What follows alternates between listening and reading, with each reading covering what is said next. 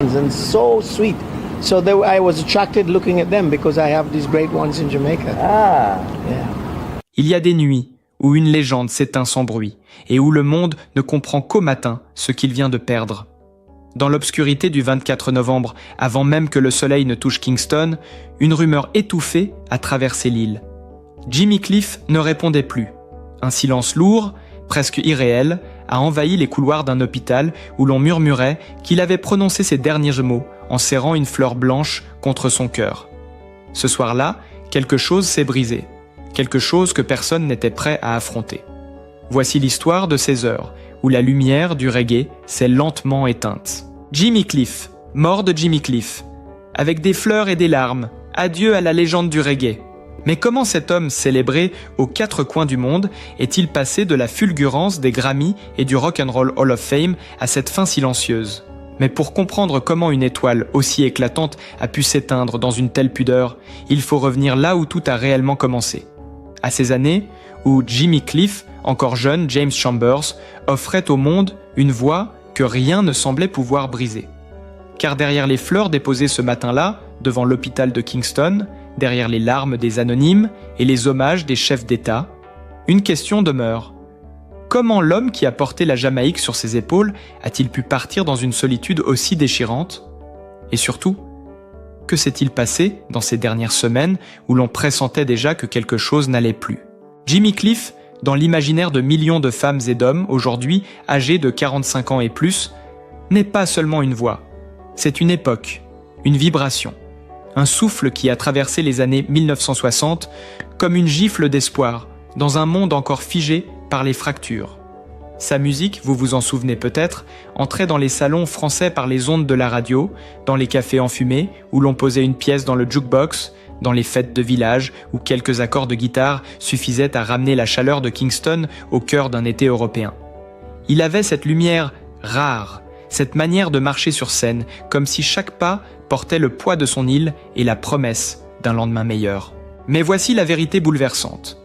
Au moment où le monde le croyait immortel, où l'on imaginait qu'une telle énergie ne pouvait jamais s'éteindre, Jimmy Cliff vivait déjà avec ses premiers signes de fragilité. Ceux qui l'ont rencontré dans les coulisses de ses dernières tournées, racontent un homme toujours souriant, mais plus lent, plus essoufflé, un artiste qui s'asseyait quelques secondes plus longtemps avant de monter sur scène, comme s'il cherchait en lui un souffle qui tardait à revenir. Pourtant, dès qu'il posait le pied sous les projecteurs, tout disparaissait. Le public voyait la légende. Lui, il sentait déjà la fatigue derrière l'éclat. À mesure que les années avançaient, quelque chose changeait subtilement. Un tremblement presque imperceptible dans la main gauche, un moment de silence étrange au milieu d'une interview, un regard qui se perdait brièvement avant de retrouver le fil. Rien qui ne puisse alerter un fan, mais assez pour inquiéter ceux qui l'aimaient.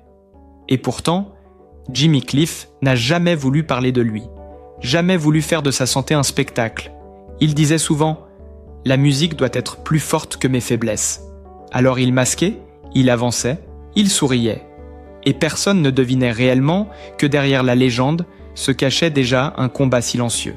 Les mois précédant sa disparition, ce combat est devenu plus difficile à dissimuler. Dans son quartier de Saint-Andrew, certains voisins racontent qu'on le voyait parfois marcher plus lentement, s'appuyer sur une rambarde, lever les yeux vers le ciel, comme pour dompter une douleur qu'il refusait de nommer. Son épouse, Latifa, aurait confié à un proche qu'il devenait plus fragile les soirs humides, ceux où l'air de la Jamaïque se fait plus lourd, plus difficile à respirer. Mais autour de lui, tout n'était que discrétion. On protégeait la légende comme on protège une flamme qu'on ne veut pas voir vaciller. Puis il y eut ce moment étrange, presque prémonitoire, durant l'automne 2025. Jimmy Cliff travaillait encore sur un projet documentaire retraçant l'histoire intime de sa carrière. Il demandait chaque jour à revoir les archives anciennes, notamment celles de son passage sur les scènes européennes dans les années 1970. Ceux qui étaient là, Petit Mitela, parlent de longs silences où il regardait son jeune visage, comme frappé par le contraste entre l'insolence de la jeunesse et la fragilité du présent. On dit même qu'un soir, en refermant l'un des classeurs où dormaient encore les images de ses premiers succès, il aurait murmuré « Je veux que tout soit prêt, au cas où ». Personne n'a osé demander « Au cas où quoi ?» Mais les regards se sont échangés, lourds, inquiets, Plus les jours passaient, plus ses apparitions publiques devenaient rares. Il refusait désormais les voyages, limitait les rencontres et ne se rendait plus qu'à des réunions très privées avec de jeunes musiciens qu'il souhaitait encourager. Lors de la dernière, au début du mois de novembre, un témoin raconte que sa voix, pourtant connue pour sa chaleur intacte, semblait soudain vaciller sur quelques mots, comme si un souffle lui manquait. Il sourit pourtant, posa une main amicale sur l'épaule d'un jeune chanteur et dit simplement « Continue, la musique est plus grande que nous. » Puis vint cette fameuse nuit, la nuit où tout bascula, la nuit où l'histoire du reggae perdit l'un de ses plus grands porteurs de lumière. Jimmy Cliff, dans la douceur de sa maison, fut frappé par un malaise que personne ne s'attendait à voir s'aggraver si vite. Les minutes qui suivirent furent faites de confusion, d'inquiétude, de gestes précipités, avant que sa famille ne réalise que cette fois, ce n'était pas seulement une fatigue passagère. On appela les secours. On murmura des phrases que la nuit semblait étouffer.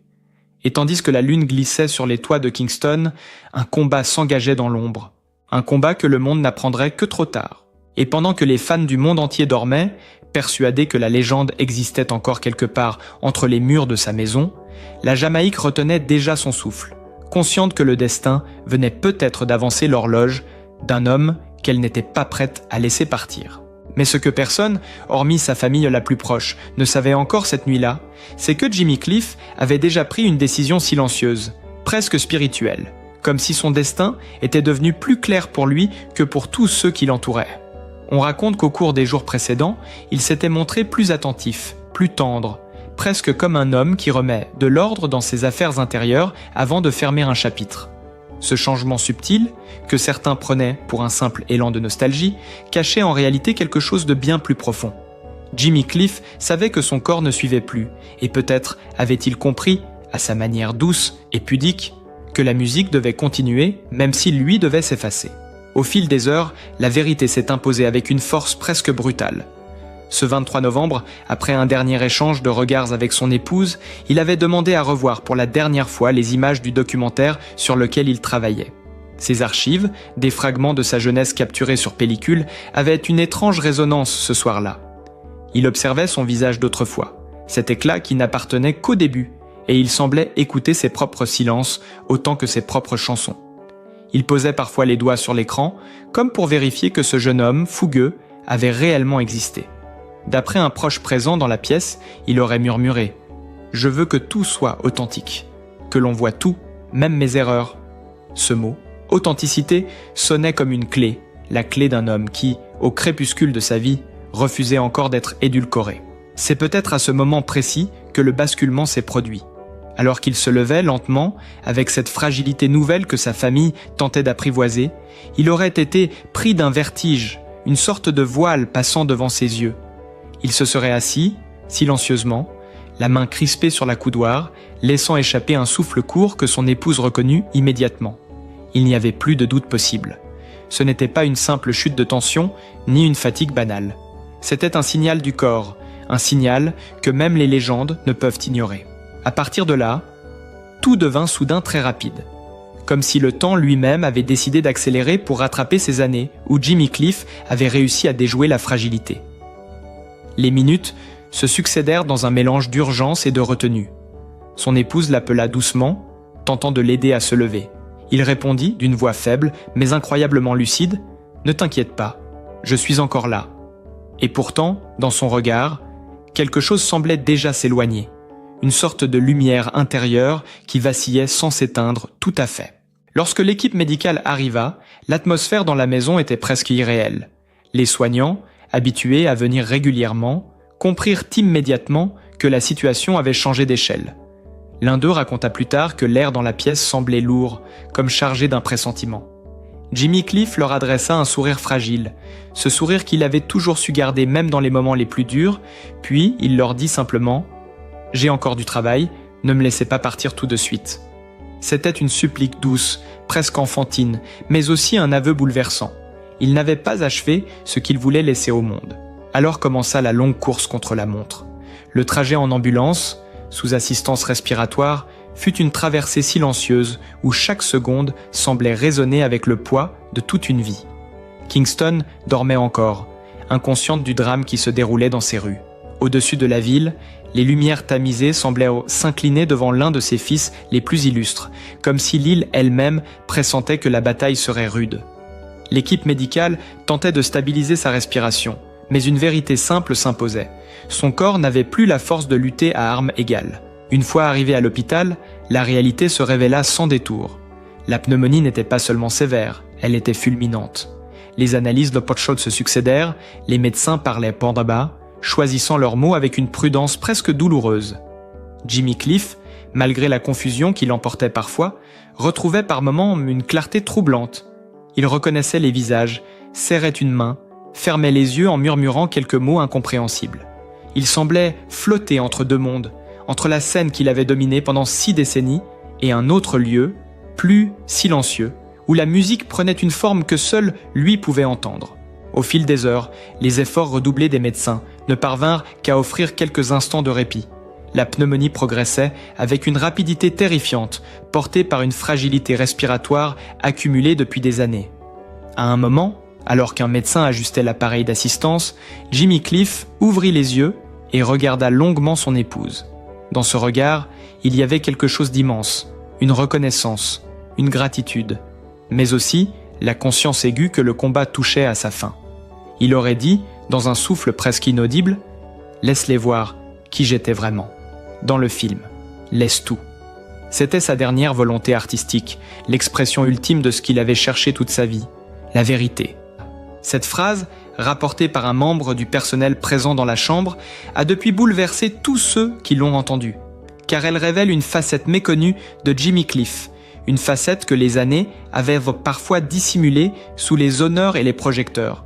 Son besoin viscéral d'être compris, non pas en tant que star mondiale, mais en tant qu'homme. Ses défis, ses doutes, ses cicatrices, son parcours spirituel complexe, ses combats silencieux. Il voulait que tout cela survive à travers ses archives, à travers son documentaire inachevé, comme une ultime offrande au monde. La nuit avançait, et l'hôpital sombrait dans ce calme pesant que connaissent les lieux où l'on lutte pour retenir la vie. L'équipe médicale, malgré l'expérience et le professionnalisme, se heurtait à l'inévitable. La combinaison entre la crise neurologique et l'infection pulmonaire ne laissait presque aucune marge d'espoir. Sa famille, à son chevet, assistait impuissante à ce déclin qui ressemblait moins à une chute qu'à un glissement, une transition vers autre chose. Jimmy Cliff gardait parfois les yeux ouverts longtemps, comme s'il observait une scène invisible aux autres, comme si ses pensées se promenaient à travers les années, les tournées, les enregistrements, les foules chantant avec lui. Puis quelque chose changea encore. Dans les premières lueurs de l'aube, alors que la lumière du jour commençait à caresser les murs de la chambre, sa respiration devint plus irrégulière, plus fragile. Mais dans ce moment d'extrême vulnérabilité, il y eut un geste inattendu. Il leva légèrement la main, cherchant celle de son épouse, et la serra avec une douceur presque irréelle. Ce geste, si simple, contenait pourtant tout ce qu'il n'avait jamais su dire autrement que par sa musique. Un adieu peut-être, un merci sûrement. Personne dans la pièce n'osa briser ce silence suspendu. On aurait dit que même les appareils médicaux avaient ralenti leur rythme, comme si l'hôpital entier retenait son souffle pour accompagner un homme qui avait tant donné. Et dans cet instant figé, quelque chose se dénoua, une acceptation, une paix discrète, presque imperceptible, mais profondément palpable. La matinée du 24 novembre n'avait pas encore commencé réellement que la vérité se dessinait déjà. Ceux qui l'entouraient comprenaient, d'une manière instinctive, que le combat touchait à sa dernière mesure. Et pourtant, dans ce moment fragile, entre la vie et l'horizon, il demeurait quelque chose de lumineux, quelque chose de singulièrement fidèle à l'homme qu'il avait toujours été. Mais c'est précisément à cet instant, alors que tout semblait irrémédiablement décliné, qu'un changement presque imperceptible se produisit en lui, comme une dernière onde de lumière traversant un corps épuisé. Ceux qui étaient présents dans la chambre ont raconté, la voix tremblante encore aujourd'hui, qu'il y eut soudain dans son regard une clarté étrange, une sorte d'apaisement profond, comme si Jimmy Cliff venait enfin d'accepter quelque chose qu'il avait longtemps repoussé. On eût dit qu'il comprenait, avec une lucidité bouleversante, que la vie ne se résume pas à lutter pour rester debout, mais parfois, à savoir, quand se laisser aller, sans renoncer à ce que l'on est. Ce moment de grâce silencieuse semblait flotter dans l'air, presque palpable. Il ne s'agissait pas d'une résignation, mais d'une forme de renaissance intérieure, discrète et pourtant immense. Jimmy Cliff, qui toute sa vie avait cherché des réponses à travers la musique, la spiritualité, les voyages et les rencontres, paraissait soudain trouver en lui ce qu'aucune scène, aucune ovation, aucune récompense n'avait pu lui offrir. Une paix profonde, simple, nue. Cette paix ne venait ni des médicaments, ni des paroles réconfortantes de sa famille, mais d'une forme de réconciliation intime entre l'homme qu'il avait été et l'homme qu'il était devenu dans ces dernières heures. Tout au long de sa carrière, il avait porté en lui une forme de dualité. La lumière des concerts et l'ombre des doutes, l'énergie débordante et la solitude derrière les rideaux, le poids d'être un symbole et la fragilité d'être simplement un homme. Ce soir-là, dans ce lit d'hôpital, ces deux pôles cessèrent de s'opposer. Ils s'unirent, se fondirent, comme si la part de lui qui avait cherché la perfection et celle qui avait fui ses propres failles se rejoignaient enfin. On raconte même que ses traits, un instant, se détendirent, comme ceux d'un enfant que l'on berce après une longue journée. Son visage, marqué par des décennies d'engagement et d'efforts, sembla soudain s'adoucir. La scène était presque irréelle. Un silence doux enveloppait la pièce, mais ce silence n'était plus lourd comme auparavant. Il était rempli d'une forme d'énergie, une impression très subtile que quelque chose se libérait. Certains soignants, pourtant habitués à accompagner la fin de vie, dirent qu'ils n'avaient jamais vu une atmosphère pareille. L'un d'eux confia, des mois plus tard, qu'il avait eu la sensation étrange d'être témoin, non pas d'une fin, mais d'un passage. Comme si Jimmy Cliff franchissait une porte intérieure qu'il avait cherchée toute sa vie. Cette sensation fut renforcée lorsque, dans un murmure presque imperceptible, il prononça quelques mots qui marquèrent profondément ceux qui se tenaient à ses côtés. Tout est un cycle. Rien ne meurt vraiment. C'était une phrase simple, mais elle semblait contenir l'essence même de son voyage spirituel. Ceux qui connaissaient son parcours savaient combien il avait exploré les philosophies, les religions, les traditions. Et voilà que, dans ses derniers instants de lucidité, il exprimait cette conviction profonde d'une continuité au-delà du visible, d'une énergie qui ne s'éteint pas mais se transforme. Sa famille, émue, sentit ce changement et s'en trouva apaisée presque malgré elle. Car même si la douleur de perdre un être aimé était immense, la sérénité qui émanait de lui se diffusait doucement dans la pièce. Jimmy Cliff n'était plus dans la tension de la lutte. Il glissait vers une forme d'abandon volontaire, comme si son âme se déployait au-delà de ce corps fatigué. Ceux qui lui tenaient en la main disent qu'ils sentirent alors un relâchement doux, une chaleur subtile, comme s'il transmettait encore une dernière fois cette bienveillance qui avait marqué toute sa vie. Ce moment de transformation intérieure ne fut pas seulement un apaisement personnel, mais aussi un acte de réconciliation avec son propre passé. Toute sa vie, Jimmy Cliff avait porté le poids d'être un pionnier, celui qui a ouvert les portes du reggae au monde entier. Pourtant, il avait aussi connu les incompréhensions, les critiques, les faux pas. Cette nuit-là, il sembla accepter tout cela d'un seul coup, comme si chaque joie, chaque échec, chaque rupture retrouvait sa place dans une mosaïque plus vaste. Il ne reniait plus rien, il accueillait tout. Et chose étonnante, cette acceptation se manifesta aussi physiquement. Il leva légèrement la tête, un geste qui paraissait minuscule, mais qui, dans son état, était un véritable effort. Ses lèvres s'étirèrent dans un sourire à peine visible, mais d'une sincérité déchirante. Il regarda tour à tour sa femme, ses enfants, les soignants, comme pour leur dire sans un mot « Tout va bien, vous pouvez me laisser aller ». Ce sourire, disent-ils, était d'une beauté exceptionnelle.